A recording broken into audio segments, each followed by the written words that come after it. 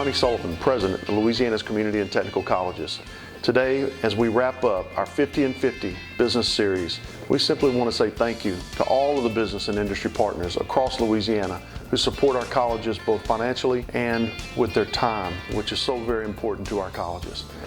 The business relationships that our colleges have with so many different groups out there are absolutely essential to the development of strong programs that allow our colleges to meet the workforce demands across Louisiana. Thank you.